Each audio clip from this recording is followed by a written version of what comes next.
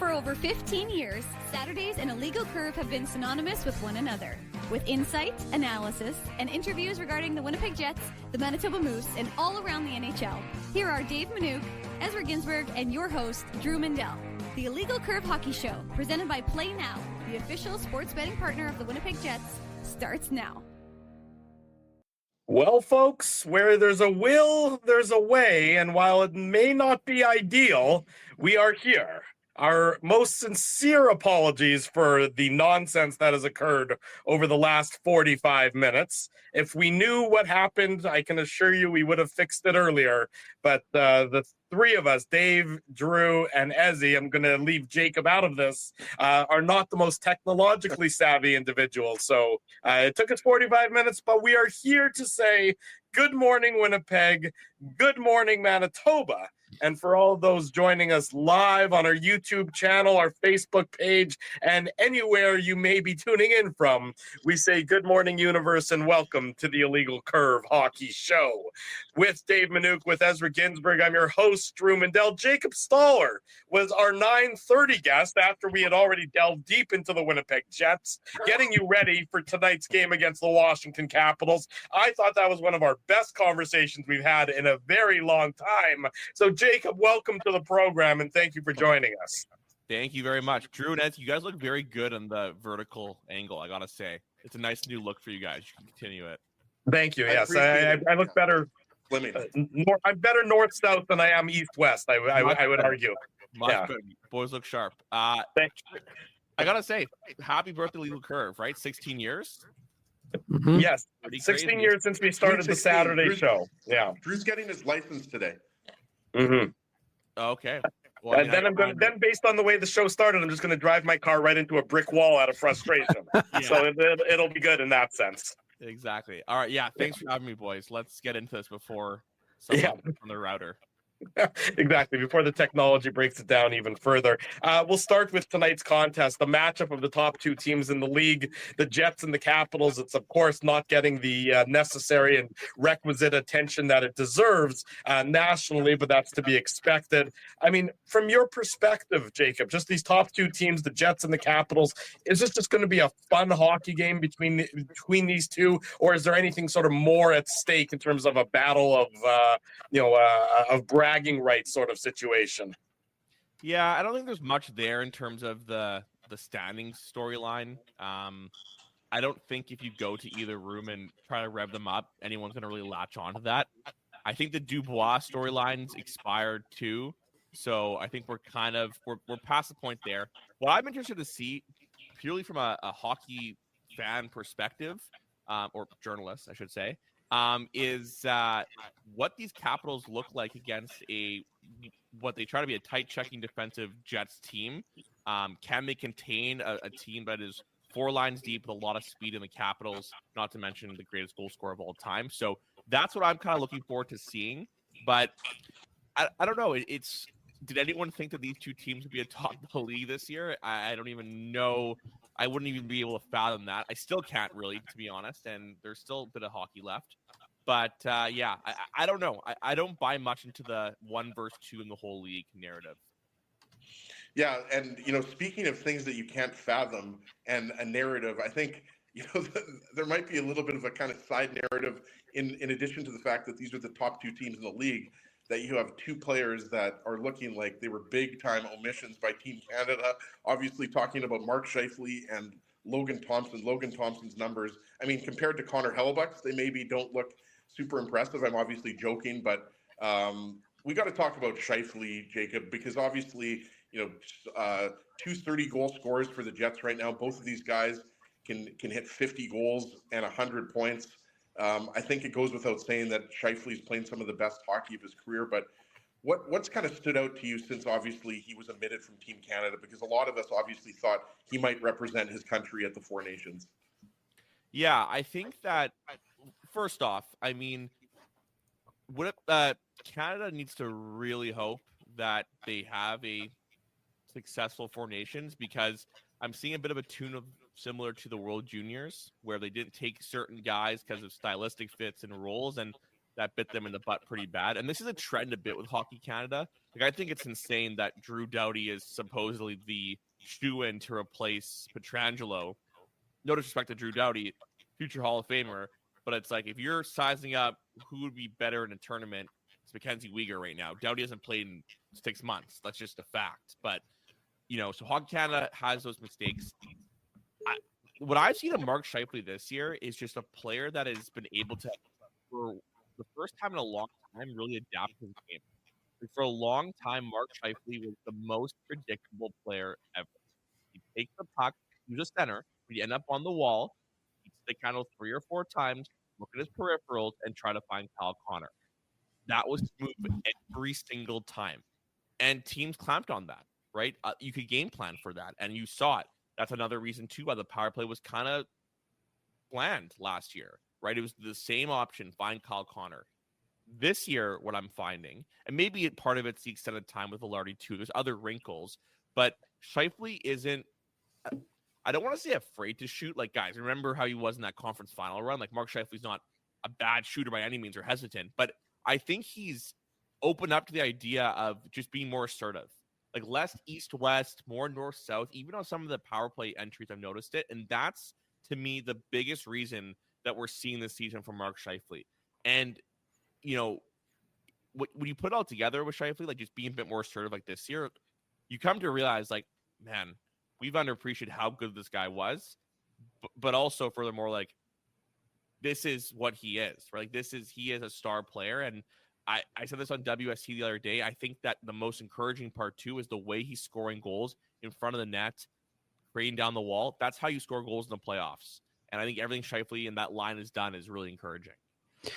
Jacob, one of the big storylines, of course, is I should say sometimes is it takes a while for things, especially in the mid part of the season, 53 games in for the Jets, for there to be excitement. One of the things we talked about in the post game after Boston was what the boost of Parker Ford could do for this franchise, because it's not so much that he's going to come in and he's going to score a goal every single game, Nikita Chibrikov style, but I'm sure they'd be okay with that. But just the fact that in a kind of a game that, it was 6 weeks after the last time these two teams met, so that the juice from the Gustafson Frederick thing was done.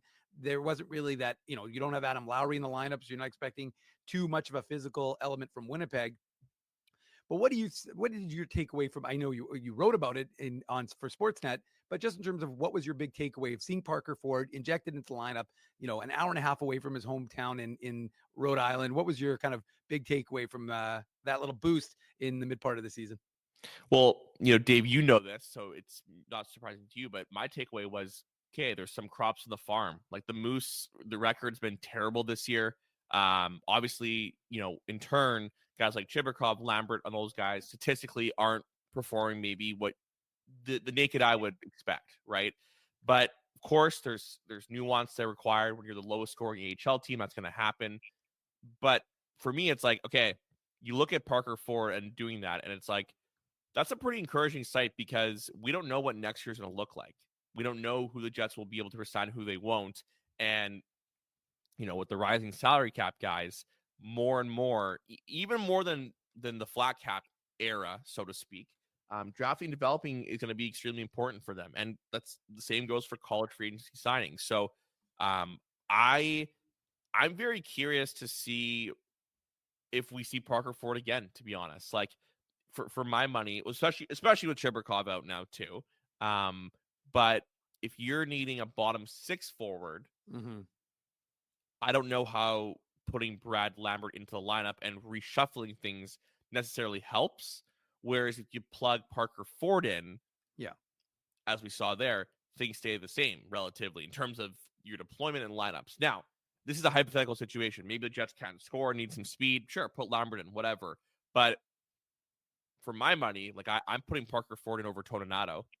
And listen, I know it's been one game, but it's like these types of things. And Dave, you and I have talked about this a lot of times. Like, giving the little taste to some of these prospects and players is massive for them. Even me on the road trip itself. Like, you talk to any player that's been in the NHL and AHL, they say once you have the taste, you want the full bite of the national. Like, you just want, like, you don't want to be on the buses or flying, like, you want to be living that style, and it's motivating. But I think too, like, Dominic Toninato, good captain, great veteran for the Moose. What's he going to be for this team next year or even in the playoff run? Just a body. So I think if you can, Parker Ford would be my shoe-in to recall for those reasons. Jacob Staller is our guest here on the Illegal Curve Hockey Show. A bit of an awkward edition of the show if you're just joining us, but we're working through all of our technical issues. Jacob, of course, you know him from his great work and his great writing on the Jets on sportsnet.ca. Now, Jacob, we remember back at the start of the year, the incredible start to the season the Jets have where, they're setting records, league records for their success. Then they sort of go through that little bit of a dip, right after the sort of the winning streak comes to an end. And then the month of January comes along and they sort of reaffirm themselves as one of the top teams, really since the middle of December, one of the top teams in the NHL. Arguably, is it more impressive what they've done in the last 6 weeks, 7 weeks than at the beginning of the year, given that they now have that target on their back, that, every team isn't sort of underestimating them anymore. And instead the Jets are able to respond with some of the best, some of the top of the league numbers that we've seen over the last 6-7 weeks? Honestly, Drew, you may be the wrong person to ask that to, because I'm very much against the narrative of like getting their best, so to speak. I think that the NHL, the way it is now, every team knows what they're getting in these teams, and the whole underrated, underappreciated isn't really there when you're in the thick of it. But to your point, Drew, I will say, I think why this is the most impressive now is not so much the target on the back element, but rather the fact that they're down from the high. Like they're not, they've gone through those massive dips and lulls, and they've gone through Dylan Samberg being injured. They've gone through losing Nikolai Ehlers, Adam Lowry now, and they're finding ways to win games. And when I talked to Scott Arniel for a feature for Sportsnet back in November, he made a really interesting point that in talking to the players, last year's regular season was so gratifying, kind of, and it was just like a great season that, then the playoffs come around and it's like you don't have those battle scars, right? Or he calls them calluses. Mm-hmm. And to me, I think the fact that the Jets haven't, if you take away that 3-7 stretch in there, mm-hmm. the Jets have been amazing since the streak, right? It's just one little lull where there was injuries. So to me, I look at this and I see a hockey team that's consistently been able to rebound. You saw it against Utah when they were called up by Arniel, came back to beat Colorado. You saw it against Florida when this is dating back to November when they got their butt kicked by the Stanley Cup champs. Next game, they beat them with their own barn. And then you saw it in October, late October, when the Leafs came in and, as Arniel said, punched them in the nose. They had a great game against Detroit the following game. That is important, in my opinion. That is an important bit of, adversity, facing adversity the way this team has and bouncing back and winning in different ways is going to serve them better. And I will say I have more confidence or belief, rather, in watching this team this year than last year. And it's not even close, to be honest, because I just think that there's so many different layers they bring you at. It's not like, I don't know if you guys think this, but aside from Connor Hellebuyck, maybe Morrissey and Scheifele, whatever, aside from Hellebuyck, if the Jets lose one player, I don't think people are like, that's it, see you later. Like, I think there's a bit of a, okay, they can by committee. As I say that, I realize the idea of losing Scheifele and Morrissey would suck. And I'm going to get torched. So maybe don't lean too much into that one. But I think hopefully my point stretches through. No, I think I'm with you. I think that Hellebuyck is the obvious one that you don't want to lose. But if they were to lose one of their top players, whether it's Scheifele, Connor, Velarde, Ehlers, Morrissey, I mean, Morrissey is a bit of a different story because there's not as much depth there on the left side. But Jacob, I think you're absolutely right. I mean, if let's use Ehlers is out of the lineup, which he was, the Jets were able to withstand that and still win hockey games. And I wanted to ask you, just switching a little bit, pivoting here to defensemen, you had a great article on sportsnet.ca about Dylan Samberg. And we did a whole segment, I don't know if that was a month ago, 6 weeks ago, about Samberg. And that's why, I love the article so much, because I'm in fully agreement with you in terms of giving Samberg a long-term contract. Obviously, we don't know if that's ultimately going to happen, but you did a great job diving into the underlying numbers for sportsnet.ca, and you get into penalty kill blocks per 60, and you get into takeaways. Dylan Sandberg is 7th in the entire league in takeaways per 60. I mean, does it just make too much sense to sign Sandberg to more than maybe 4 or 5 years based on his age and just based on, look, the numbers don't lie. The Jets' record when Sandberg's in the lineup this year is incredible. Yeah, lock him up. Like, don't even think twice. Give him 7 to 8 years. Throw the keys away. I don't think you think too much into it. Here's the thing, though. When I wrote that article, I wrote it in the angle that, you pay him a bit more than maybe people would expect right now, but the cap's going up. I did not expect the cap to go up to 113 million. So, like, this is a different question. I encourage you to read the article on sportsnet.ca, but maybe with the caveat in the back of your mind, add 13 million to the projections there. I know it's a lot of mental math, many of which I couldn't even do. Here's the thing with Sandberg. Dylan Sandberg is 26 years old. By traditional standards, he is not a prospect, so to speak. But what he is he's an NHL defenseman that is right now blossoming and evolving. As much as we talk about development as AHL to NHL, junior to AHL, whatever it may be, there's also that element of, okay, I'm an NHL regular, great. Now how do I become a driver? We've seen that with Dylan Sandberg now. And I don't think you look at age curves at face value. You can't say, oh, he's only a couple years away from declining. No, I think he's actually a couple years away from being even better than he is now, frankly, the way that he's treading up. And so with that said, the way that Dylan Sandberg has progressed, particularly with the puck, okay, like his puck moving ability, and then the way his defensive game is rounded out, he, as you said, as he 7th in takeaways, but also according to all 3 zones, he's like 7th in zone denials too. And if you watch a Jets game, that's probably not a surprise given the way he's able to do that. The way he's progressed with the puck moving, defensive play, like this is a solidified number 3 defenseman that maybe on a different team in a year or two could become a number 1 defenseman or a top pairing defenseman. Maybe not number 1. I want to be very clear, top pairing. So I think you go 8 years. That's where you start with. Hey, both sides, we want 8 years. What does the number look like?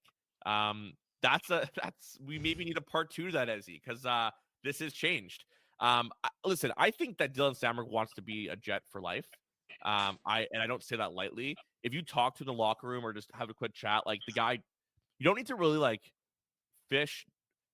Not that you do this with other guys, but without having to even ask, it comes up pretty organically that he's a big fan of the city or he likes a lot of these things. It's close to home.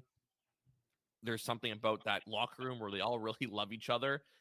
So I do think he will sign up there. The one caution I will say is don't freak out, Jets fans, if you see that number a bit higher than maybe you'd want, because the cap is going up and it's going to be integral for the Jets to get those value deals. Well, Jay, we always know that the Jets don't win free agency.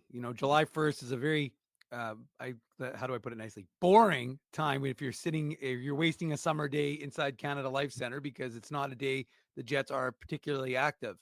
But I would say the Jets won pre-free agency with the signing of Davis Payne on June 17th of 2024.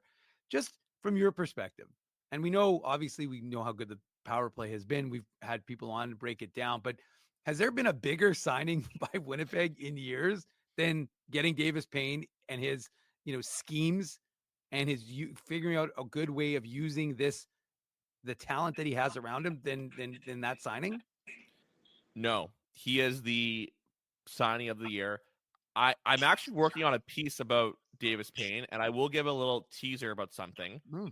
If you Google Davis Payne on YouTube and search not now, 'cause you're watching the show. If you were to one day had some free time and you were bored on YouTube, not now on this beautiful Saturday morning with Legal Curve, or Sunday mornings, or Sunday mornings, yeah, with WSC Sunday Live, not as good as Drew. If you look up Davis Payne coaches seminar, there's a video, it's quite long, of him talking about the power play. And this was done a couple years ago when he's with Ottawa.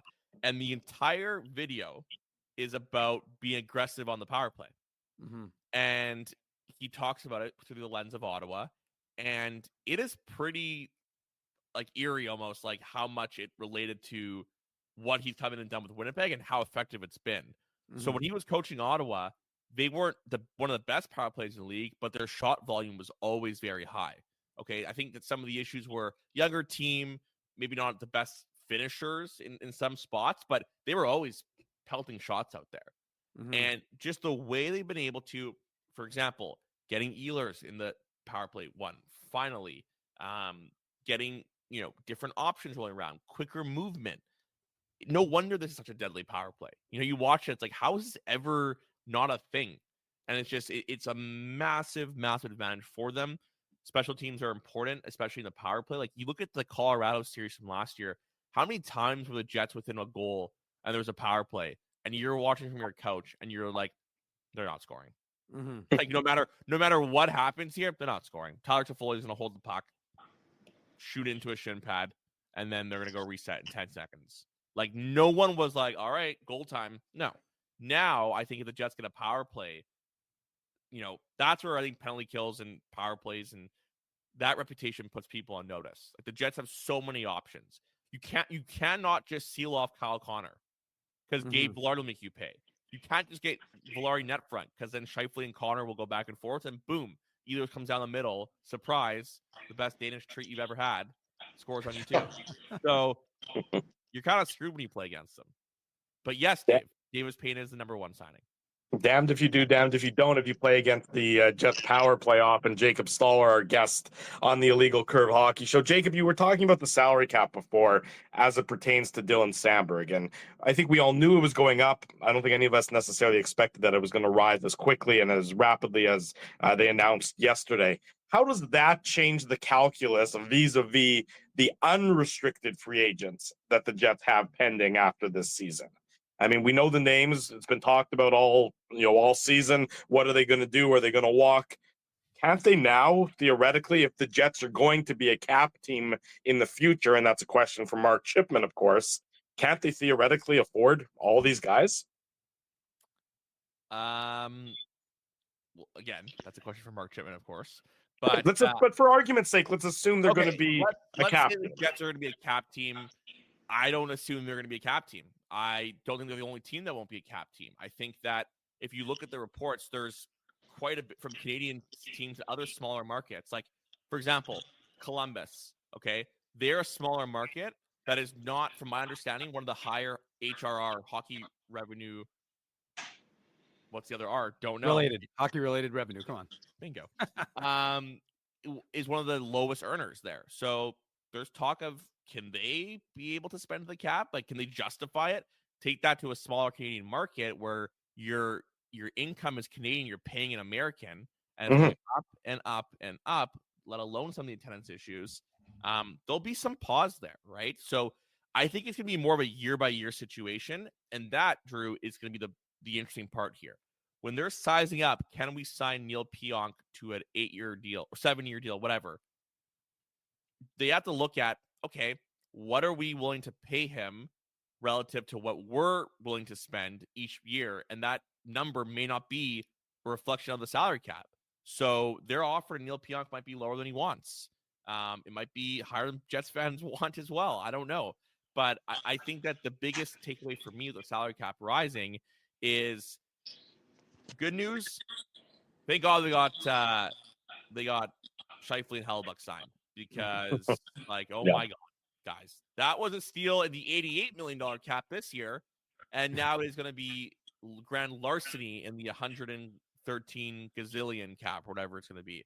So I think that the way that it changes free agency in the short term is what we all thought Ehlers would get or wouldn't get, what Pionk would, what wouldn't, what Eiffel could get. Throw those numbers out into the water. Don't freak out if Ehlers makes 8x8. Like, I talked to Connor Rapchuk. I said in this salary cap climate, I don't think teams will pay him that given the lack of playoff success. Text him right after. I'm saying scrap that. Like, it's happening because it's all percentage of the cap, guys. It doesn't matter. Like, what fans think a $6 million player is now is the equivalent a couple of years to a $5 million player, $4.6 million. So we need to all get a cap calculator. Have it handy with us. I still need one. It's no shame. But realize that some of these signings will be a bit higher than we would expect, so to speak. Speaking of signings, unrelated to the Winnipeg Jets, but relevant to sports fans in Winnipeg, the Winnipeg Blue Bombers announced about 5 minutes ago that they've re-signed wide receiver Dalton Schoen to a one-year contract. So he was a pending unrestricted Right on. free agent. He was set to hit free agency later this month. The Bombers have re-signed Dalton Schoen, who, of course, missed a big chunk of last year with that injury. So there's a little bit of Blue Bomber news on the Jets show on this Saturday morning. Well, it's funny you mentioned that, Drew, because I was out. I'm not going to mention the place I was out last night, but the Bombers cheerleaders showed up to the restaurant I was at yesterday. So it's funny you mentioned that. But obviously, Dalton Schoen, a huge part of the piece of the puzzle, great receiver, obviously had the last year. We're in the Bombers show, but Jacob, I just with the salary cap. Like you mentioned, the steal of the $88 million cap. When you consider that Dmitry Orlov makes $7.75 million, and Connor Hellebuck and Mark Scheifele make $8.5 million. I mean, there's an argument there that these are $12 to $14 million a year players, right? So I do think that, it bears repeating and a little bit more discussion about really how truly incredible the fact that Chevy got Scheifele and Hellebuck signed for $8.5 million a year. I can't believe it. Like, okay, at the time, guys, and everyone knows this, I think everyone was like, Hellebuck made 8 point. Like, I think before we were talking about him making 10 at that time. Like, that was a huge discussion. So that's a win. And then inflation. Yeah, it is. I can't even. Let's also dial this back. Every long-term bet Chevy's made has worked. Every single, and I say I'm talking about over 5 years deals. Ehlers, relatively worked out, $6 million. Kyle Connor, and let me know if I'm forgetting someone, guys, but this is just top of mind for me. Also, Jacob, I think Ehlers might even get more than $8 million a year. Oh, for sure. I think way more. Not way more. Maybe closer. I don't know. 8.5. I don't know. This is a guy with no playoff success. Yeah, but we don't have to get into those numbers. You know the numbers. His impact at 5-on-5, power play, right? Oh, yeah. I think at the very least you're talking about an $8 million a year player. Yeah. Maybe you're right. Hey, I'm guilty of my own not taking my own advice. I'm having a hard time digesting that number and not using my friendly dently cap calculator. But well, especially like you said with the ridiculous, like yesterday the cap numbers came out, or 2 days ago, I forget which day it was, and it just kept going up. Like by 2028, 29, the cap's going to be 130 million or something, right? Yeah, it's ridiculous. No, you're right. You're definitely right. Like I think that the Hellebuck Scheifele deals are the best example of a long pattern here.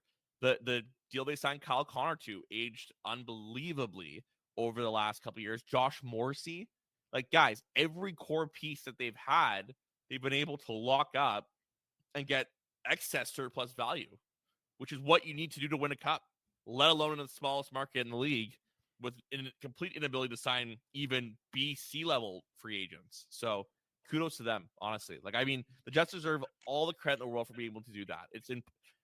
You would think that a smaller market would have to overpay on certain things, but they've been able to gamble, strike early, and win those deals.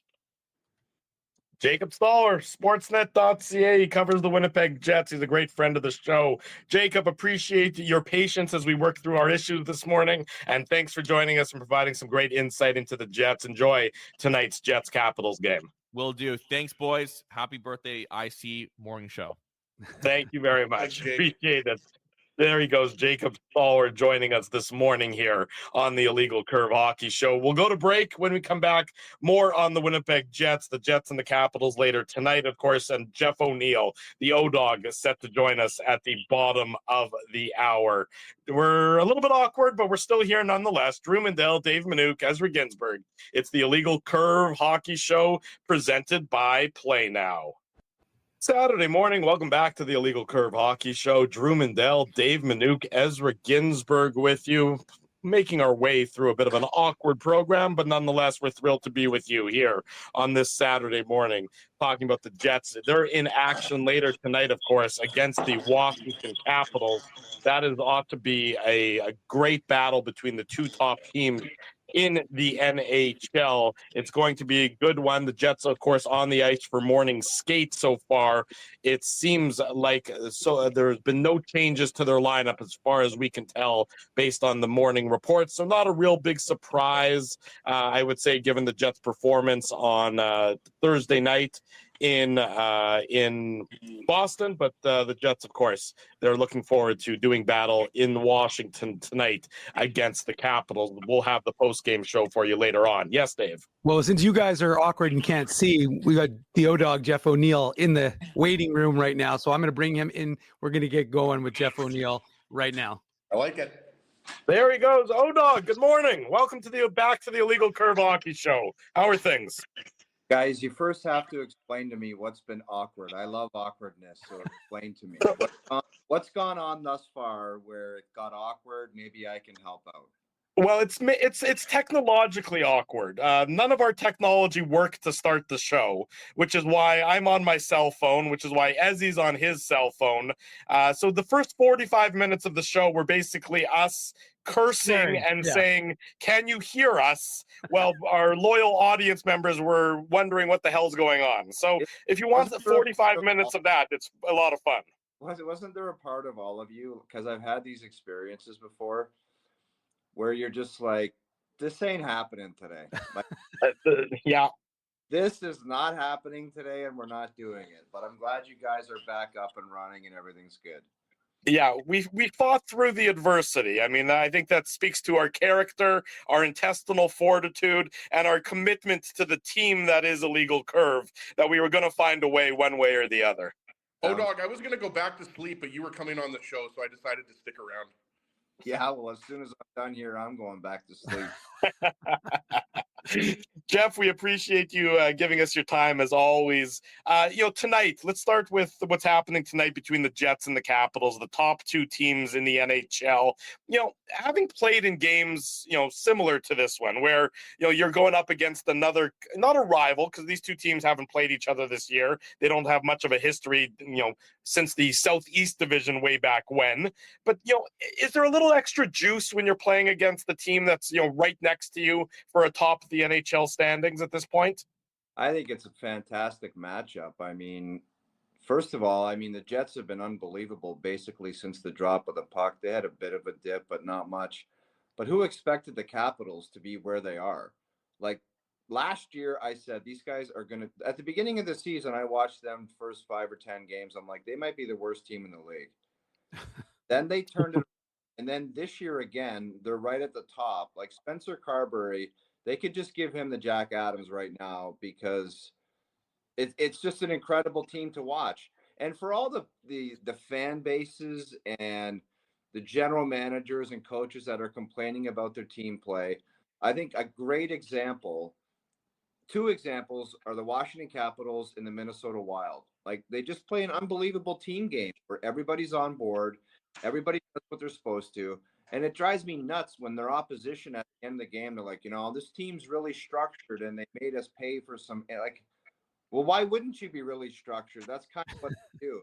But as far as the matchup, it's just always, I think it's great. I think the litmus test game or the measuring stick game is kind of a little bit overrated. But you're just looking at them and what they've done, the Capitals, and you're saying, all right, we're a great team too, so let's just see how it stacks up. And I don't think it's too crazy to say, you know what, maybe in some kind of dreamland, maybe it's not that much of an exaggeration to be a dreamland, but maybe some scenario down the road we could meet these guys in a series, and you guys know what I'm talking about. So let's just see what we got and see how we stack up. You never really want to be a part of the Ovi equation where he rips home 3 and gets closer and closer. But I watched the Jets play a bit in Montreal the other night. They were impressive. I know Montreal maybe didn't have their best stuff, but what I really like a lot about their game is just the subtle details of what they're doing offensively. Like, they own the board play in Montreal's defensive zone. Like, just little plays like Kyle Connor and Scheifele and Velarde in that top line, like they would hustle the pucks to keep plays alive and little spin moves. And their play along the boards in their offensive cycle was incredible. So that's really where they make their hay. And they were impressive to watch. I mean, they pretty much went into Montreal and dusted them. And then they got the goaltender doing what he does. And it's just been a great story. But as far as I know that's a long-winded answer, but the matchup tonight, it's just a great matchup where you look at what the opposition's been doing. You say, okay, how do we stack up? Absolutely. And just going back to the Washington Capitals, you mentioned Alex Ovechkin, and he's obviously, 18 away from tying Gretzky now, 19 away from setting the record. And obviously, a lot of Jets fans are going to be excited to watch Ovechkin play the Jets tonight. And I just keep thinking about how remarkable it is that, he's putting up these type of goal and point totals at his age. And, not to mention what Sidney Crosby's doing. And I just keep reminding myself, like, we should just be cherishing every moment of this because this is just absolutely incredible. At the beginning of the season, the question was he going to tie the record, obviously, and now it seems just to be a matter of time before he's going to break that record. Well, I don't know what you think, but usually Gretzky's record, there's like 5 or 6 guys listed on a list, and then there's Gretzky at the top that's so far out of reach. It is just incredible. And I thought the same for this one. As good as Ovi's been and as consistent as he's been, I'm just like, he's not scoring that many goals. And then he started getting older, and I was like, now he's really not doing it.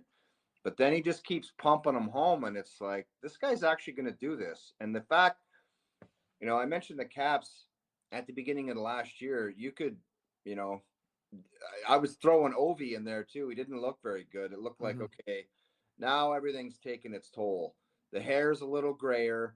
He's moving a little slower. Then the second half of the season, he ripped home like 25 goals and ended up with 30-something. And then you're like, well, if he has a good year next year, he's actually going to do this. So it seems like all those major records were done in the 80s when Gretz was playing in Lemieux. But to watch this on a nightly basis, it's a pretty cool thing for sure. Just quickly before Dave gets in here, you mentioned, all the other records he has. I do think it's worth mentioning again that no one is going to come close to those 1,963 assists or whatever it is. That's something that even Crosby is, I think, 700 plus away from. So I think that's also something worth mentioning, that, yes, Ovechkin's going to get that goals record, but that assist record, I think, is never going to be broken. Well, assist and total points, I think, is pretty much Right. out of everybody. Don't you agree? Like, it's just, Yeah. But who knows? I thought the goals and everything else would not be. There might be some wonder kid come along, and God, I don't know how the hell he's going to do it, because somebody's like, there's one stat that popped up. It's like Gretzky had 1,000 points after like 4 years, it was something stupid. It was just, it's crazy how quickly he accumulated points like his first 4 or 5 years in the league. Jeff, from getting back to the Jets and the Four Nations that's upcoming, Mark Scheifele, of course, left off the roster. We know how much pride he takes in him and Connor Hellebuck. Their focus is on Stanley Cup. As soon as they sign their long-term contracts, those guys 100% was about legacy. And Scheifele, we've seen changes to his game that focus on, not necessarily just being offensively minded, but from your perspective, because it seems like he's gone extra level since the announcement of the team and since he was left off of it. What can that do to a player when you get left off of something like that? Well, I remember I said no a lot to the World Championships, and I knew that if there was like an Olympic roster or even a summer camp, and I had my 40-goal season, I was like, maybe I'll get an invite to the summer camp, and it was like not even close, not even a phone call. Nothing. I kind of knew it was coming. But to watch Scheifele play and just kind of zeroing in on him the other night, it's somewhat shocking that he's not on that team. Like, you're telling me that Mark Scheifele, like, with those mega stars up top, you would think that he would be the ultimate complementary player, like some kind of third line center, or put him on the wing with Braden Point. I don't know where it's going to be, but for him to be left off that team, it's looking back, they picked other guys, whether it be Hagel or Jarvis, but I don't know. Mark Scheifele seems like the kind of guy that could be a Swiss Army knife for that team and do a bunch of different things. But I think I don't know how much he took it personally. I don't know if he was like, well, it was kind of like a 50-50 thing to begin with, but it sure looks like he's taking it personally. He's playing extremely well. I wonder what his reaction would be if there's another injury up front. If they asked him, like sometimes you're just like, don't even think about calling me. But you just watch him play and you're like, how could he not be on that team? But maybe the Winnipeg Jets are loving it because he's like, but now my focus is on the Jets and winning with these guys. And you talked about the two players signing long term. And I think sometimes guys sign contracts and they just automatically blurt out the phrase, like, I'm here to win it all. When in reality, it's like, do they really think that? Like, is that a possibility? But you got to think for the Jets, it is a real possibility with that record they have. And the thing is, guys, I've been buying into the Winnipeg Jets for I don't know how long. It's been a long time. I'm talking Yeah. Buffalo days where I'm like, these guys are solid top to bottom, and they got the goaltending. I can't see a team beating them 4 times, and they've let me down a bunch of times. There's like the Leafs let down, and then the Winnipeg Jets are like right after the Leafs. But this year they made me buy in again. I thought I was completely done with them, and I thought I was moving on. But they just suck you back in. Even last year, you're like, what did they take down Colorado the first game? And it was like, here we go. These guys might be up to something. And then they got absolutely smoked. Mm. So you're watching this. And the curious thing is, what are they going to do at the deadline? I mean, like, what are you actually going to do? I mean, you look at Nemestikov and you're like, could you have an upgrade at that position? But then I always think to myself, they've had such a good year and they've been so good. Do you really need to just blow out a first round pick to bring in Tyler Toffoli types and Sean Monahan types? Although I really like Sean Monahan, but I don't know. It just seems like maybe stand pat unless there's somebody really, really good, like a big time difference maker. And I don't know who that's going to be. The league's kind of getting a little bit crazy right now. I never thought Mikko Rantanen would be traded, but obviously if you can get an upgrade, you do it. But I just don't know what that would do and how it would screw with the chemistry because they've been so good throughout the regular season. Well, that's what I was going to ask you about, Jeff, is the chemistry in that locker room, which we know is so tight knit and they all get along. And, we've seen other teams, namely Vancouver, what happens when maybe the right chemistry doesn't exist in the room. So, that sort of the risk reward there of, disrupting the chemistry. But at the same time, you look at the Jets and you say there's opportunities for upgrade. There's areas that that a typical Stanley Cup contender, a Stanley Cup winner has better players than the Jets currently have in certain areas. It's just, I was going to say, ask you about the delicate nature of bringing in players to a dressing room, especially later in the year at that, after you've had success and then the resulting change in roles for everybody. Well, I think people do their homework, and I'm sure somebody like Chevy would talk to the coach, talk to different players. It's not hard in the NHL. It's a real small community, to be honest with you. And it's very easy to find out what a guy's up to or what he's like and how he approaches the game. But you just got to think going into a playoff series, a lot of times, let's just use the Colorado Avalanche as an example. And we talked about Mark Scheifele. Like, instead of trading for a guy to play on the second line, Mark Scheifele's got to find a way to go head to head with Nathan MacKinnon and almost match him or try to be better than him in a playoff series. And the other matchup is the other guy that you're talking about signing a long-term contract. Their goaltender has got to show in a series that he's way better than the other guy at the other end. Mm-hmm. And if you want to use Mackenzie Blackwood as an example, Connor Hellebuck's got to be going in the series saying, I'm a way better goalie than this guy. My stats prove it. My regular season proves it. And I got to prove it into a playoff series. So that should almost be the focus of, Maple Leafs are in the same situation. It's like Auston Matthews and Mitch Marner and Nylander and all those guys. They got to be better than who they're playing against. Forget about isolating on a guy you brought into the deadline and kind of going through the numbers that he put up in a playoff series. The guys that you have invested in and you declare your best players, they got to play better than the other guy. If MacKinnon decides he's going to mop up the floor with you, you got no chance in the series. Absolutely. And, ODog, we got to talk about the JT Miller trade. I'm pretty sure that trade happened after you guys were on air for Overdrive. Obviously, everybody expected JT Miller and possibly Elias Pettersson to be traded. But What did you think of the return, and kind of how did you think Jim Rutherford and the Canucks organization, Patrick Allvin, like how do you think they handled that situation? Because obviously we were hearing everything through the media, but it seemed like it was, speaking of awkward, I think we would all agree that was a pretty awkward situation there in Vancouver. I absolutely hate it for the Vancouver Canucks, for the guys in the dressing room, for Jimmy and Allvin in management and the fan base, because it was a mess there and they got it straightened out. Jimmy came in and brought Rick Tocchet in, and the team starts playing well. They almost win the President's Trophy. And if you look at the Vancouver Canucks fan base, what are they saying to themselves? Oh, so what? Like, we get one good year where everything seems to go our way and we have a good team and our goalie's good and our star players are playing well. And it looks like everything's set to move forward for the next 5 or 6 years. And what? We get one good year and then all of a sudden everything lights up in flames. Our goaltender's injured. Our two best players don't get along. We've ultimately declared that we've got to move one of them, and they lose the trade. I mean, they got backed into a corner, and it's like you're bringing in a guy. Look at his stats. It's not hard to pull up his stats. It's like you're losing 100-point guy. And I don't know. I just thought that there was a chance that Quinn Hughes and Rick Tocchet and possibly Jimmy Rutherford would have sat in a room and said, guys, for us to be a quality team, it's Pettersson after Miller, and you guys are a 1-2 punch, and that's what makes us dangerous. Can we not figure this thing out somehow? Because, God damn it, we had one good year, and now what, one of you guys are going to leave? It just really sucks for the fan base. It really drives me nuts, to be honest with you.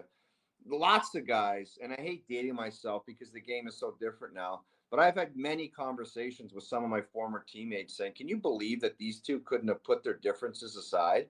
Tons of guys played together. It's like about on the ice and winning. Off the ice, you never have to be around the person. You don't have to go out to dinner with them. But on the ice, you're on the same team and you go out and try to win a game. Played with tons of guys I didn't really care for, but on the ice, they're your teammates. But these guys just couldn't do it, I guess. And the ISO cam now is right on Pettersson, because he's the guy who's making 11-6, and I don't know if this was his wish, but he clearly didn't want the guy around, or clearly couldn't make it work with him around. And now it's like, what do you got, man? Because earlier in his career, I loved watching that guy play. He was a dominant player. He was fast. He was intense. He always had a puck. He made plays. And he just seems to be a guy that's just a shell of himself right now. Yeah. It's like he never gets the puck, doesn't dominate, doesn't hustle, doesn't seem like he puts much time into his game. I don't know what he does, but he just seems like he's always pissy and whiny and everything bothers him. It's like, what are you going to do now? Like, what do you got? Are you going to start making it happen? Because I'll have the ISO cam on that guy every single night. You know, Jeff, this is the 16th anniversary show of the Illegal Curve Hockey Show, and we know all too well what it's like to work with someone we don't love that much, but you know what? We get through That's it. how we describe Drew O'Dog, pissy and whiny. Yeah. He's pointing at me in case you couldn't tell, Jeff. Well, that's for the people on the podcast. Same way about all three of you, to be honest. But, you know, Jeff, the one question I had for you is, yesterday we saw it, or not, 2 days ago, sorry, in Boston, we saw Parker Ford, you know, a young kid signed out of Providence College, played for the Moose, played all 72 games for the Moose last year, played all the games till his recall this year for Manitoba. But, you know, in game 53, the season's going along. The Jets are chugging along. They'd won 4 in a row to that point before going to Boston.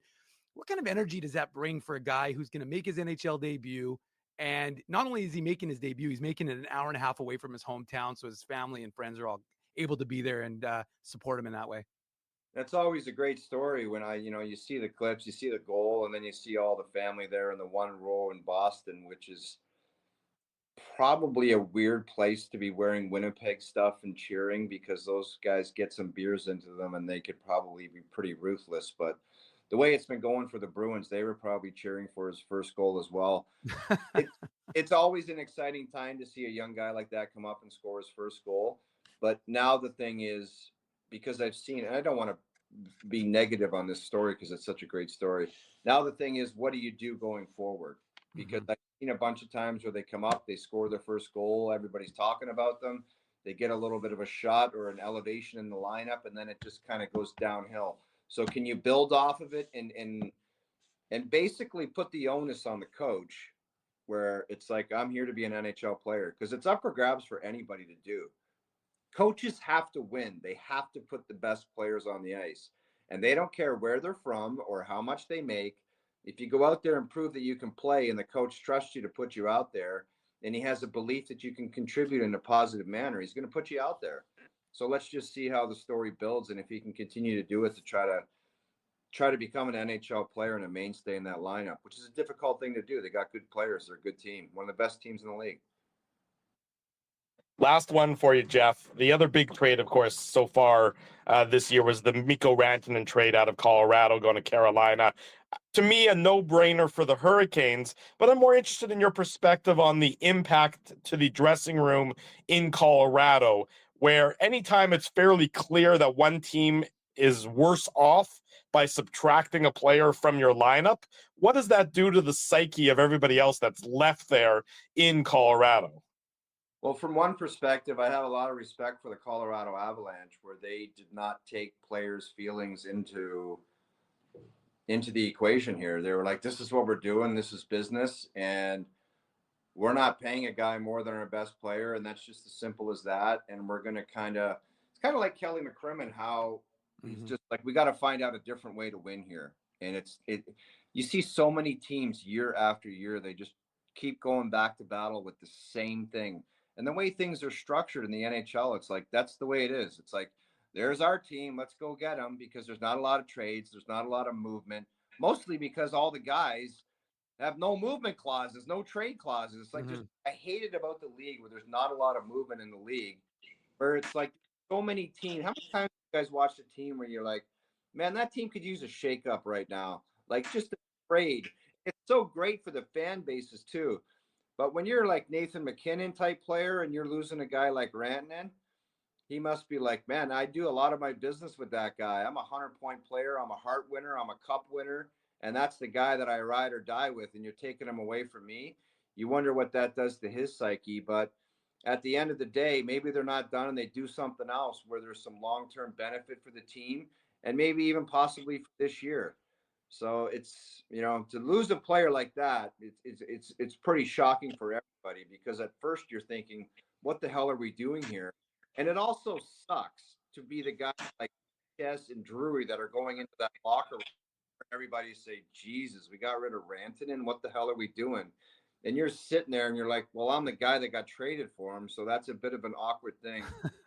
But I got respect where the organization said, like, I was talking to some people about it, where it's like Mikko Rantanen, like, wasn't there a number that came to mind? And there's two different philosophies and ways where you're like, I can play for another 7 or 8 quality years and play with Nathan McKinnon.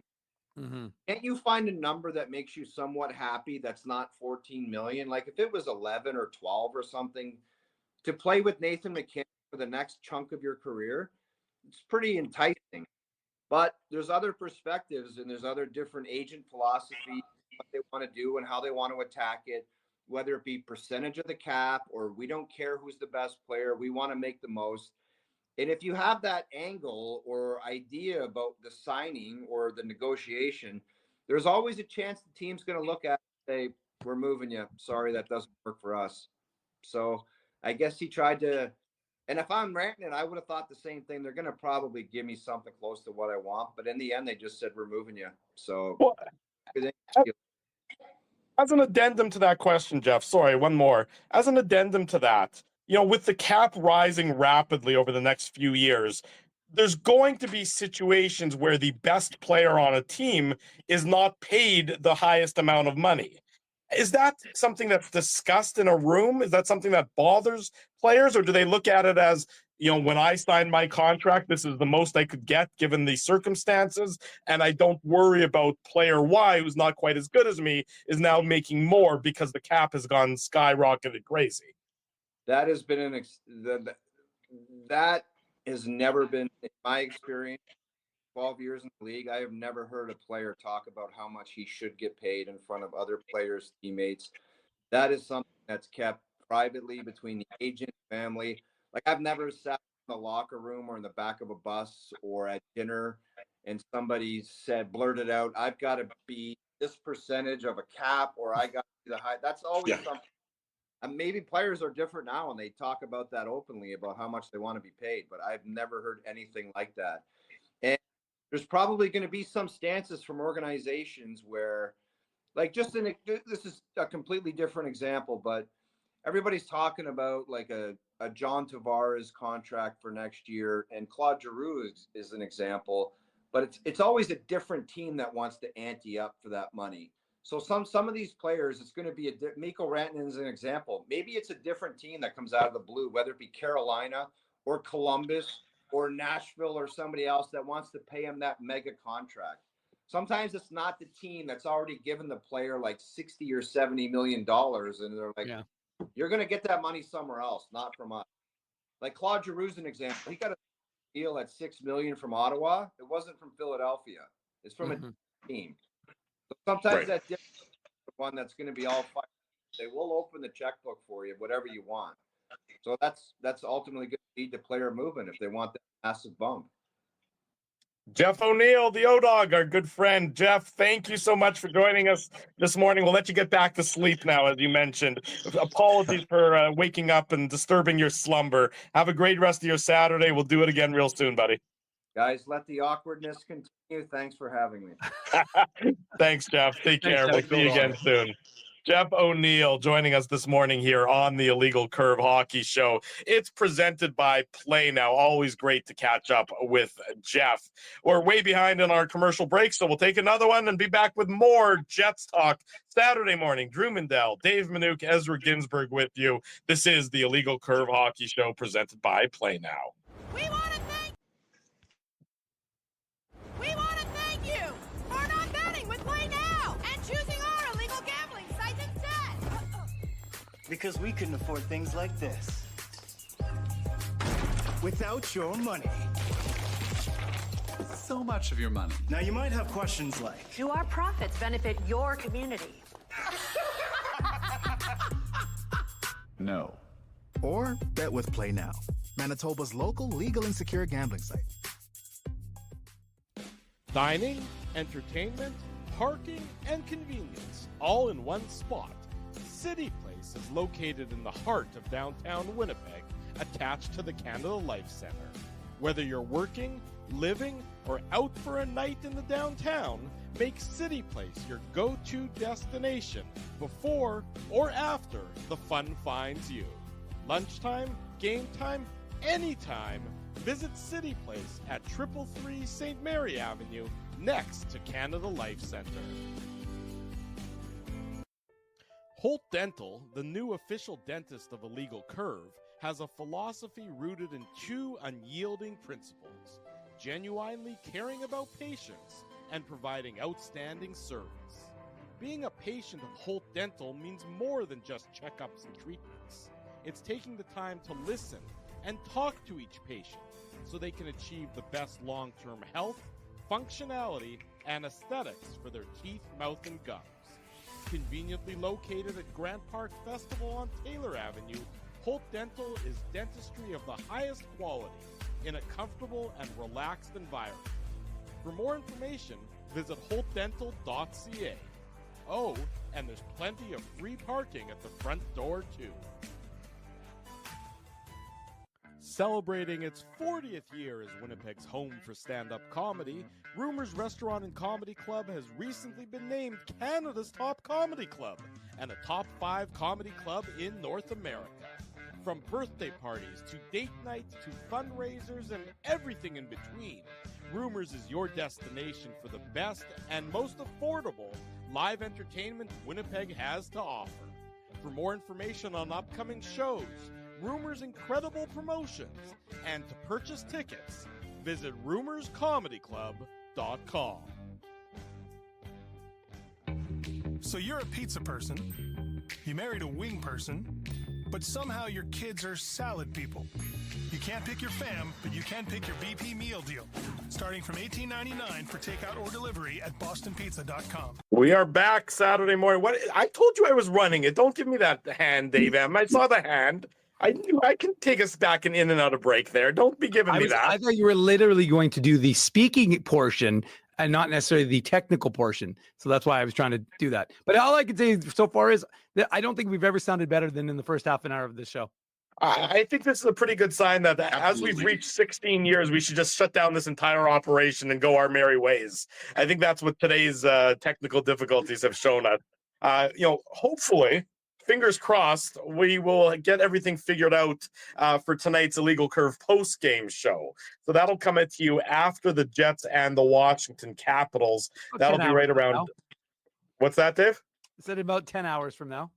Yeah, about 10 hours from now, 8:45 p.m. The Jets and the Caps, that game will have concluded, and hopefully by then we'll have figured out why none of our technology worked. It's amazing that it all collapsed on the exact same day. That's the problem that I can't wrap my brain around.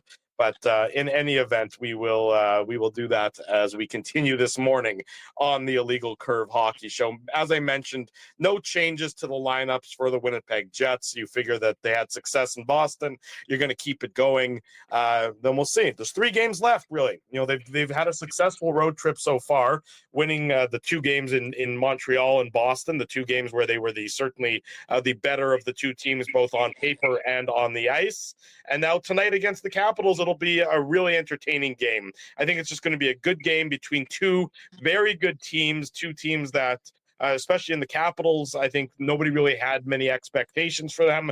And anytime the top 2 teams in the NHL will do battle, it's just going to be a fun time to watch it tonight and then join us for the post-game show.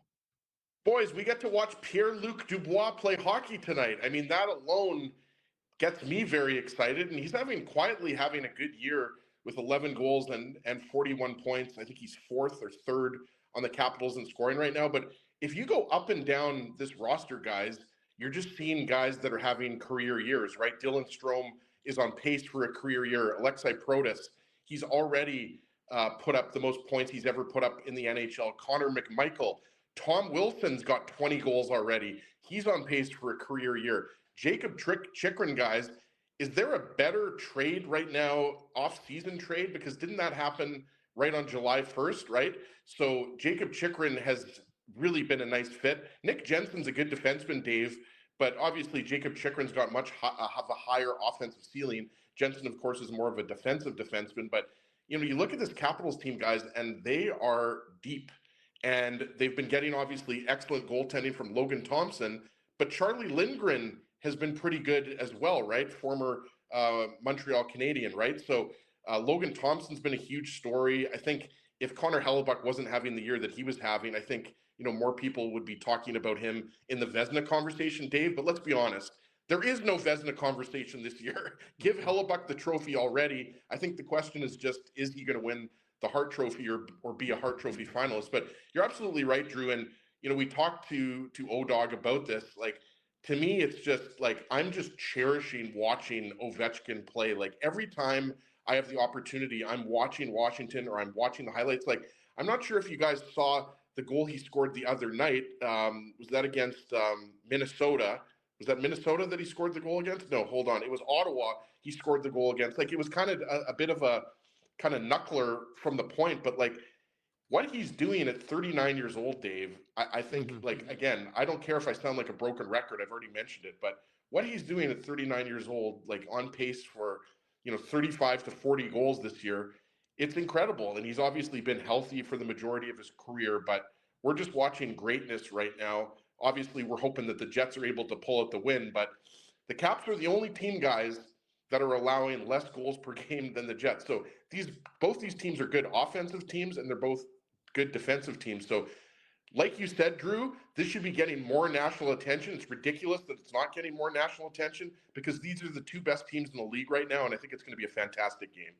Yeah, it's sort of funny. Ken Wiebe, in his article today in the Winnipeg Free Press, Dave, an article you can find, of course, on illegalcurve.com, just highlighted how close these 2 teams are. We know they're close in the standings, with the Jets being ahead of the Capitals, with the Capitals having a couple games in hand, but just everything about these two teams is basically 1-2 in the stats. In terms of goals for, 1-2. In terms of goals against, 1-2. Goals against per game, goals for per game. They each have the number of goal scorers over 20 goals so far this year. It's just really it's sort of the symmetry between Washington and Winnipeg, and also they're right next to each other in the alphabetical standings as well, if you want to look even deeper at that. So two teams that don't have a lot in common theoretically, playing in different conferences, have a lot in common on all over the stats pages entering tonight's game.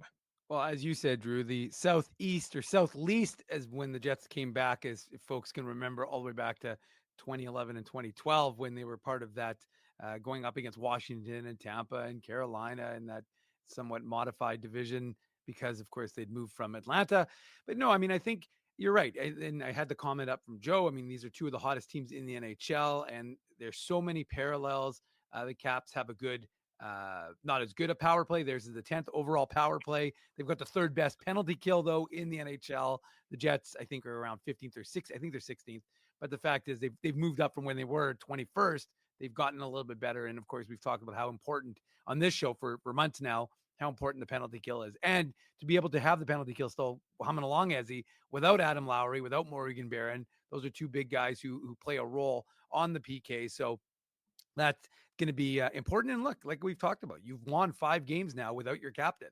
You went from your worst game of the season in Utah, what was it, like 9 days ago or something like that? Feels like a lifetime ago, but something like 9 days ago when they played that terrible game against Utah. And, they were, I mean, if you go back and read the chat, I'm sure folks weren't, oh, here we go, this is the Jets, blah, blah, blah. And then they've gone and reeled off 5 straight. So I'm looking forward to it tonight. I think it's going to be a great game. I think that you can't not be excited to watch these two teams. And the truth is, to be honest with you, who really cares whether it's getting national attention or not? I don't know that. I mean, I don't care personally. I mean, I enjoy watching the broadcast, and that's about it for me. And so, although I thought that it was a TSN broadcast, so I was texting with our boy Dan Robertson this morning, but he reminded me it's, of course, a Sportsnet broadcast. So we'll not be hearing Dan and Kevin on the broadcast. You'll be hearing someone else. Well, the reason why it bothers me, Dave, is because if this was the Toronto Maple Leafs versus the Washington Capitals, obviously both teams in the Eastern Conference, we would have been hearing about this every single minute on TSN and Sportsnet, right? So like that inferiority complex, that Winnipegger in me that just wants the Jets to be getting more national attention. Because like we've talked about, guys, throughout the show, you take out, that little, losing streak that they had late November, early December, mid-December, and the Jets have been in first place for the entire year. Like, this is not last year. Like, we really, and I'm not saying that, either of you guys has been, bringing this up, or fans for that matter. This is a very different Jets team this year. It really is. Obviously, the core of the team is relatively the same. And, with the exception of Brendan Dillon, there really wasn't that many regulars, that started the season last year for the Jets who aren't on the team this year. But it's a marquee matchup. So I'm with you, Dave. I even though I would like it to be getting a little bit more attention, east of us here, at the end of the day, the Jets don't care. They're going to take care of business, or obviously we're hoping they take care of business with the win against Washington today. But, this is going to be a fascinating game because, this is going to be, a possible Stanley Cup final preview. We don't want to get too ahead of ourselves here. But, guys, it was 2018, the last time the Jets had a juggernaut like this. And who won the Stanley Cup that year, right? So it's not out of the realm of possibility. And, I think there's a lot of juicy matchups to look forward to. I don't know if it's been confirmed yet if Logan Thompson's going to be in net. But if it is, then it's going to be, the 2 best goalies in the league right now. And, a lot of people might not, have thought that was the case. But Logan Thompson, guys, it's actually a shame that I think that he's not going to be on Team Canada for this Four Nations tournament. Yeah, I would agree with you there. He deserves to be there. Scheifele deserves to be there. The brain trust of Team Canada better hope that they made the right decisions. Otherwise, they're not going to be the brain trust for the Olympics coming up in a couple of years. But that's a separate issue entirely. You got 3 games to go. I mean, that's what the Jets have. They got 3 games to go before the break. And it's a matter of now of sort of finishing strong. They've done by any sort of date range you want to use. going back to December the 1st, so the last 3 months, the Edmonton Oilers have played 27 games. They've got 40 points. I guess that's tops in the league. The Jets are tied with the Dallas Stars and the Washington Capitals for second spot, a point behind the Oilers. So I don't care what metrics you're using. I don't care what date range you're using. It doesn't really, the proof is in the pudding at this point in time that the Winnipeg Jets, are one of the best teams in the NHL. Of course, we all know that it matters come April and come the end of the regular season. But when you have 3 games to go before this break, and I think this break is going to do absolute wonders for those players on the Jets who aren't going to be participating, and even the ones who are participating. Again, it's not the most rigorous schedule we've ever seen. So it is really going to be even a quiet. Now, the play of hockey, the games themselves might be more intense than your average, mid-February hockey game when you're in the dog days of the season. So that might wear on you a little bit more as well. But at the very least, I do think that this 2-week break is going to do wonders, I think, for the league in general. And you're now going to see the wheat separate from the chaff when you come back from the Four Nations Cup, and then the stretch drive and the run to the playoffs really begins in earnest. And I do think it's a run that the Winnipeg Jets are prepared for and have been building up for, Dave, and are excited to take that challenge on head first. Well, look, the fact of the matter is, as much as folks wanted to go from being eliminated by Colorado last year in the first round to being back in the playoffs and forgetting about the long regular season, 82 games and all that stuff, I think ultimately at the end of the day, there's so many things that have to be built. Like, I agree with what Jeff said when he came on. Obviously, I'm agreeing with what you guys are saying. I think none of us would disagree that this is a good Jets team, and it was a very good Jets team, and they were good last year, but they're better this year. And why are they better this year? Because they've instituted changes. Their PK, I think, is better. It still has room for improvement. Their power play is, it's 1,000 times better, but so that's not even a question. And I think that's what they're doing. That's what they're building. That's the muscle memory. And, you mentioned it, Drew, 15-1-0 to start. You're like, okay, unbelievable, historic. Then they had a 10-game stretch, 3-7-0. And since December 4th, they're 17-6-3. So this is, or actually maybe 18, because I don't think that included the Boston win. But the point is that this is a Jets team that is showing us that they are for real. When you're able to lose guys like Adam Lowry and Morgan Barron, and I know Morgan Barron's only been lost for the one game, but when you're losing guys like Adam Lowry, who we talk about how important a role he plays, you're able to lose those guys, absorb them. That shows you the depth of the organization. And again, with Connor Hellebuck playing to that level that he's at right now, I think that this Jets team, you're right, Drew, in terms of they're primed, they're ready, they're building this year towards something. Look, even a second round exit, I don't think is going to be acceptable. I think would require major changes. Depending on how the series goes, of course. But this is a team that has to have success in the playoffs in order to validate what they've done and the way they've continued to stick with this core.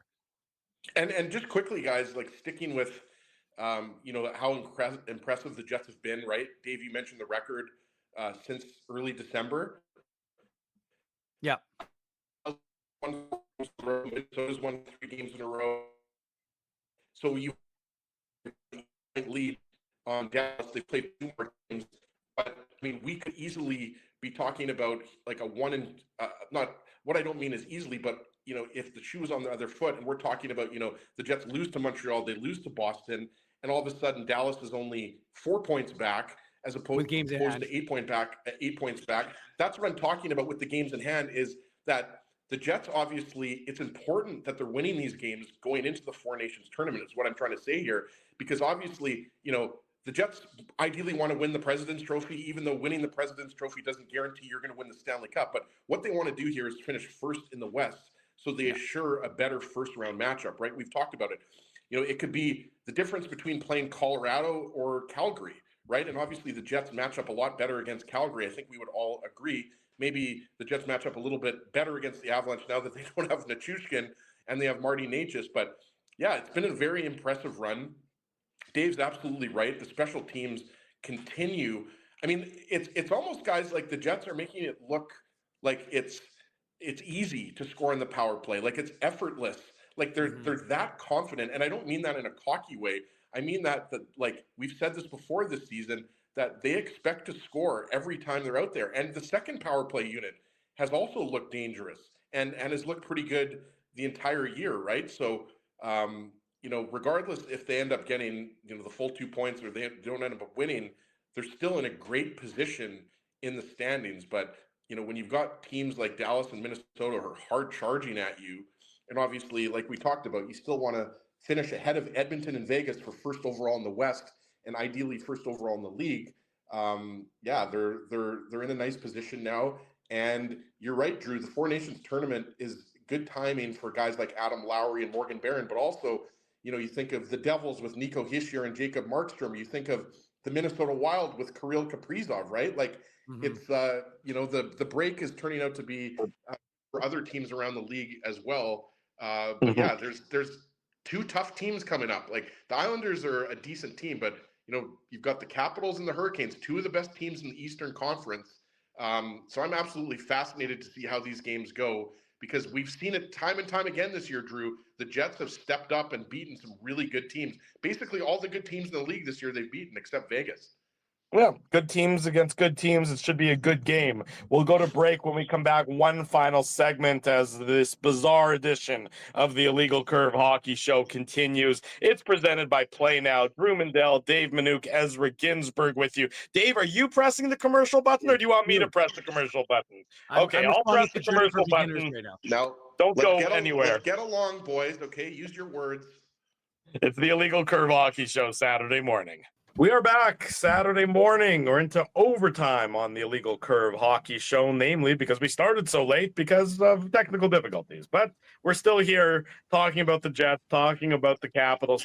Post-game show later on tonight, 8:45 p.m., where we will hopefully be back to our normal routine setups. Because I'll be honest, my arm is beginning to get sore holding up my camera this whole time. Drew, my left hand is numb right now, completely numb. And it's weird. And it's weird because my back is sore from carrying the show. Oh yeah, I'm sure it's good thing you have a good ergonomic chair there, David. Well done on your part. David, just my quickly, ears that are hurting with this audio quality from Drew. That's really what's bothering me. I have an ear infection. I don't know what he said. He was breaking up on me. It doesn't matter. With quickly though, just some comments. A couple of big trades last night in the NHL. Vancouver heavily involved in the majority of those, obviously ending the controversy between JT Miller and Elias Pettersson by sending him to the Rangers and getting back Philip Cheadle, and then getting back a first-round pick, which they then flipped to Pittsburgh for Marcus Pettersson, a guy that a lot of us had sort of an eye on as a potential acquisition for the Winnipeg Jets. Just a quick thought on sort of the moves that were made by the various teams last night. Ezzy, I'll start with you.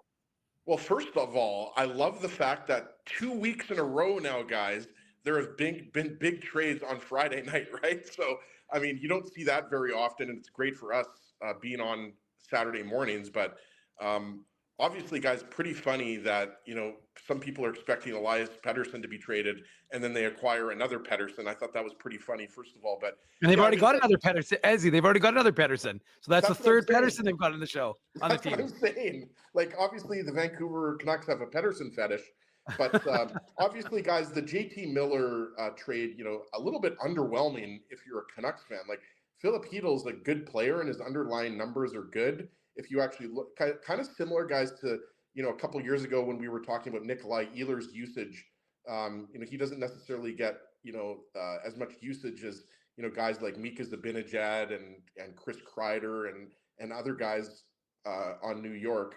But first off, I just love the fact that we're seeing these big trades, because we kind of guessed, guys, a few weeks back that with the Four Nations tournament we might see some big trades here in late January and early February, and that's exactly what's happening. But look, I mean, O-Dog said it himself. I mean, JT Miller had 100 points last year, and it remains to be seen long-term who wins this trade. But you look at this trade right now, and it's certainly looking good for the Rangers. I don't think the Rangers are going to be, doing much damage this year in the playoffs. But, I guess, now everything is on Elias Pettersson, because the Vancouver Canucks clearly chose Pettersson over JT Miller, right, Dave?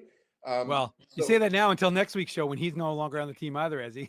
Well, it's always possible that he's traded. It obviously, it looked like Carolina really wanted him, and then they pivoted to Mikko Rantanen. But yeah, I guess that there's always the possibility Pettersson is traded. But for now, at the very least, it's his team. It's his team, and the Canucks have to hope that he bounces back. Frankly, he's been lousy.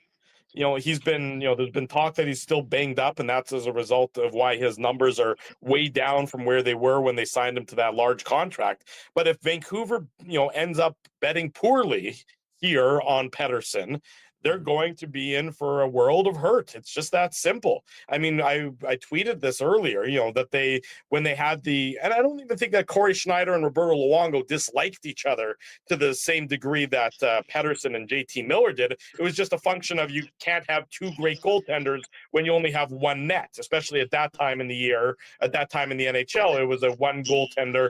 It was a 1 and then a 2. It wasn't a 1A and a 1B like you see so often now. But with regard to the Canucks, if they bet wrong here, and if Pettersson doesn't bounce back, boy, they're in for a world of hurt, because they're just not, they're going to be a shell of the team that got so close to actually accomplishing something. So time will tell on that front for the Vancouver Canucks. Dave, your thoughts?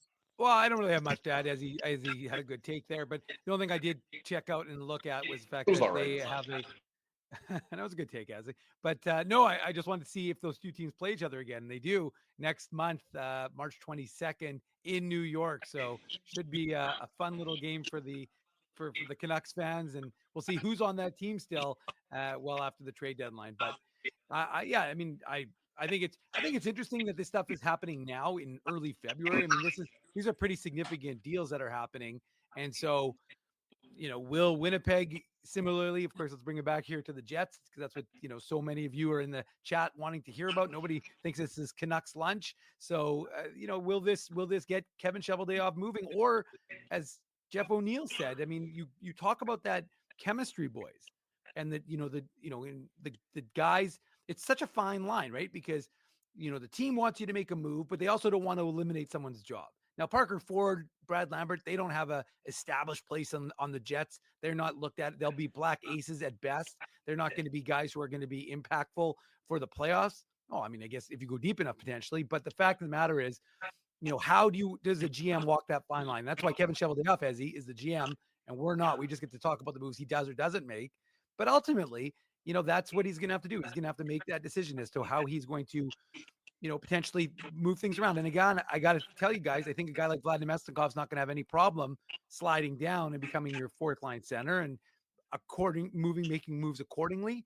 But it'll just be interesting to see if Kevin Cheveldayoff waits or fires it now that the things have gotten going. Because we saw last year, right, boys, the trade between, was it Vancouver and Boston?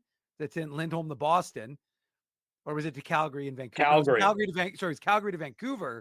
Yeah. And then, with Lindholm.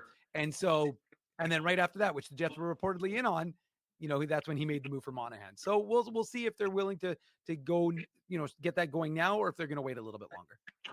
Well, I will tell on that one thing here.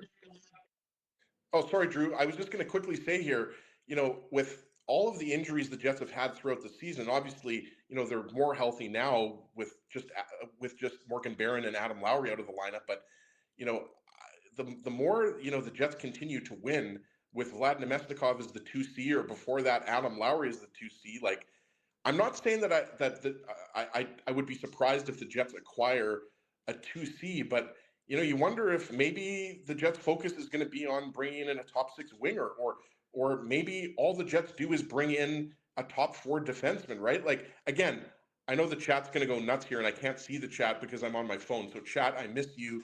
I'll hopefully see you again tonight for the Jets Capitals postgame show. But you know what I mean, guys? Like, I think it's just given maybe Chevy a little more to think about in terms of, like, is that really the biggest need on this team? Is it 2C? Is it a top 6 winger? Is it a top 4 defenseman? Is it a left side defenseman versus a right side defenseman? I think we all agree the Jets are stronger on the right side. I mean, like, nobody expected Logan Stanley to be going over on the right side, but you've got Colin Miller there. You've got Dylan Coghlan as an option, Dave, as kind of a number 8 defenseman, right? Ville Heinola is not playing at all. That's not even something we've talked about today, guys, which is incredible that Ville Heinola just can't get in the lineup right now. Seven straight games. Seven straight games. Right? So obviously, that's something to keep an eye on. We expect Logan Stanley and Hayden Fleury to be the third pair tonight, right? No, Miller and Stanley. Oh, pardon me. I didn't know that. Miller and Stanley. That was the pairing in Boston as well. Stanley back on the left side, Miller on the right. Yeah. Oh, sorry. Yeah, I didn't do the post game show. I didn't watch that game. I watched a little bit of it, but I didn't realize that Miller was in. But so it's going to be Colin Miller, which to be honest with you, should be the third pairing right side defenseman. I think Heinola should be in there with Miller, and then there's an argument to be made that Fleury should be above Stanley. But we know that Stanley continues to start for the Jets. But the point is, guys, that with the way the Jets continue to win, I think everyone, or I shouldn't say everyone, but a lot of people are just expecting, okay, who's going to be this year's Sean Monahan? Who's going to be this year's Tyler Toffoli? All I'm saying is, you keep seeing the Jets, whether it's David Gustafson, whether it's Parker Ford scoring in his NHL debut, right, Dave? You're continuing to see the Jets win despite having guys out of the lineup. That you are. The Jets are they're just rolling right along. Whatever comes their way, they're not fazed by it. We'll see if that is the case again later on tonight when the Jets and the Capitals do battle. We'll bring you the post-game coverage right around 8:45 p.m. later on this evening. Thank you to everybody. Drew, don't forget, though, it's a double game day. So Moose playing too. The Moose are playing in Chicago. Another crack at those Wolves. I'm not touching the button, and as he can't do it, so you're safe. No Manuk Moose minute. Although shout out Tico and Paulie, because it's funny how. Oh wait, what's that? Put on your antlers. It's time for the Manuk Moose minute on the Illegal Curve Hockey Show.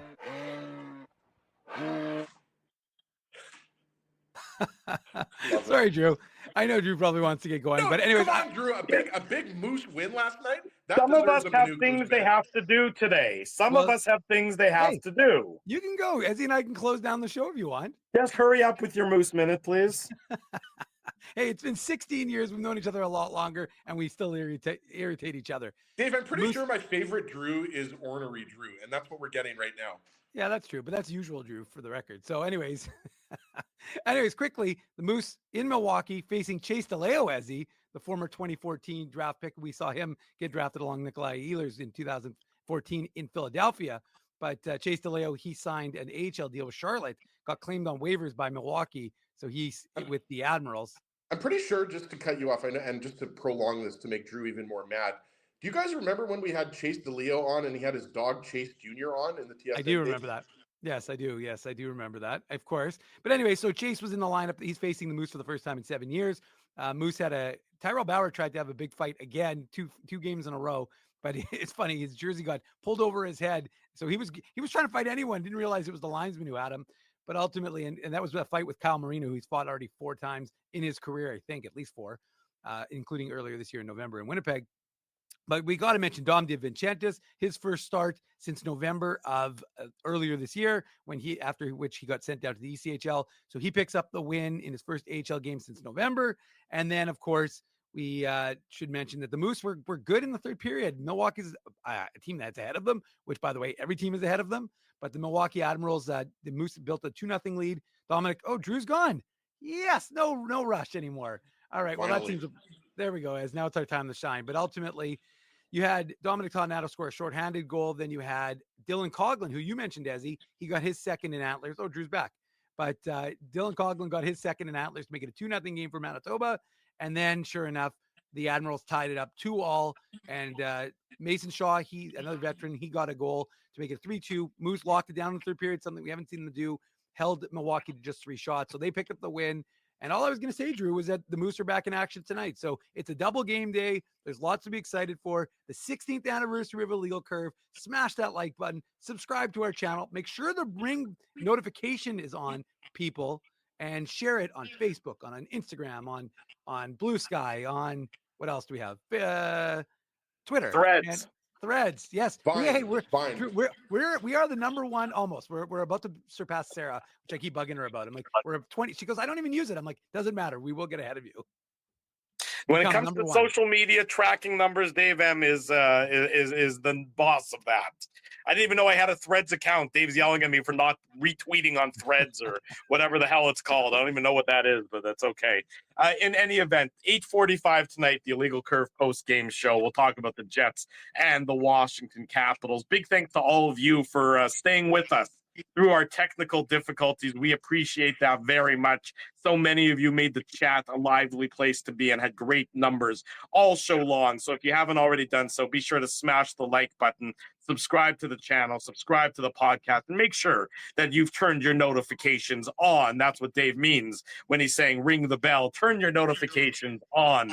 Big thanks to all of our sponsors. That's our friends at Play Now. They're the title sponsor. Rumors Restaurant and Comedy Club, Holt Dental, Boston Pizza, City Place. We'll be at City Place next Friday for the Jets and the Islanders. We'll do our noon hour show from there next Friday, the 7th of February. So be sure to join us at City Place next Friday to talk about the Jets and the New York Islanders. And of course, our friends at Seagram's as well.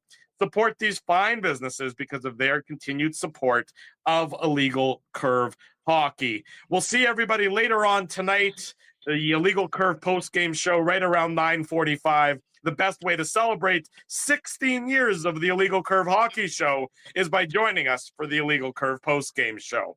For Dave Minuk, for Ezra Ginsburg, I'm your host, Drew Mindell. If it's Saturday, it's the Illegal Curve Hockey Show. We'll see everybody a little bit later on tonight. Have a great rest of your Saturday, everyone. 8:45 for the post-game show. Thanks for listening to this broadcast from Illegal Curve Hockey. For more great Illegal Curve content, subscribe to the Illegal Curve YouTube channel, follow at Illegal Curve on Twitter, Facebook, and Instagram, and visit your online home for hockey in Winnipeg, illegalcurve.com.